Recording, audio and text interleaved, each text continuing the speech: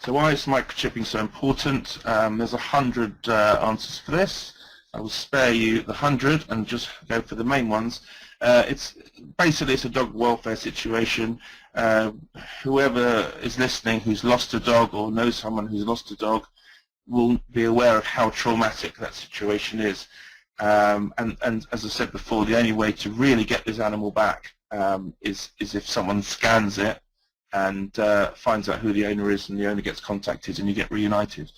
I've seen it millions of times, obviously in practice, especially when I ran an emergency clinic and we'd be working at night and all of a sudden the police would turn up or a dog warden would turn up or a kind passerby, someone maybe who stopped their car and seen a dog or a cat being run over, and they'll come in and the first thing you do, obviously you treat shock and pain relief if it's that bad, but the first thing you really do is you scan the animal. And if you scan the animal and there's a chip, it's almost like everyone cheers, the vet cheers, the nurse cheers, because it's still a little bit of a novelty, and it just means that we can contact that owner. If there's no chip and we scan again and we scan again and we scan again, and scanning is literally just waving a scanner over the animal between the shoulder blades, sometimes down the forelimbs, sometimes down the back.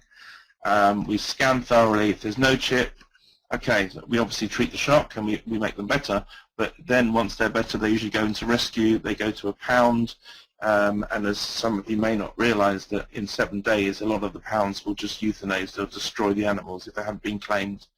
So really, if they're not chipped, they're likely to be put to sleep in 7 days in some parts of the country. So animals that are lost, animals that are stolen, sometimes animals that are abandoned. A lot of people can't pay for veterinary treatment now, so they'll abandon their dogs. These are all ways of obviously being separated from your dog, but the only way to really get it back is a microchip.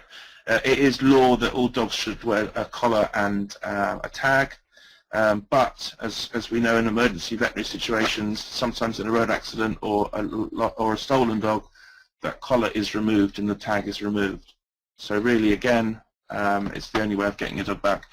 There's a lot of stray dogs around which are picked up by the dog wardens that we don't see that much as a country anymore.